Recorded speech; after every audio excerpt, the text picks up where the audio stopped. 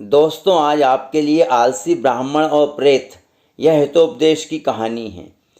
प्राचीन समय में किसी गांव में एक ब्राह्मण परिवार रहता था। यह परिवार हर तरह से खुशहाल था। वह परिवार समस्त सुविधाओं से परिपूर्ण था।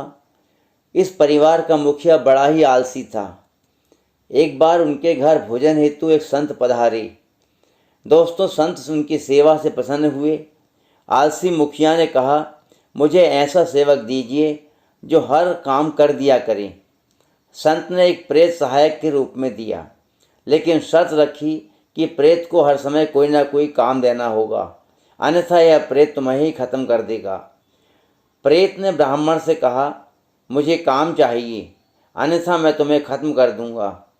दोस्तों, ब्राह्मण ने उसे खेत में काम करने के लिए भेज दिया। प्रेत खेत का काम कर तुरंत वापस आ गया। वापस आकर उसने अगला काम मांगा। ब्राह्मण परेशान हो गया। परेशान होकर पत्नी के पास गया और कोई उपाय बताने को कहा। पत्नी ने कहा, आपको आलस का त्याग करना होगा। ब्राह्मण शर्त मानने के लिए तैयार हो गया। ब्राह्मण ने प्रेत से कहा, इस बार तुम्हें मेरी पत्नी द्वारा दिया गया काम समय पर पूर्ण करना है। दोस्तों, ब्राह्मण ने बुद्धिमानी से काम लिया।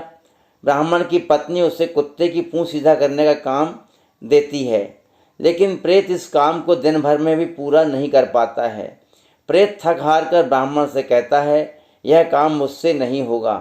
ब्राह्मण की पत्नी कहती है, तुमसे काम नहीं होगा तो तुम्हारी हमें कोई ज़रूरत नहीं है।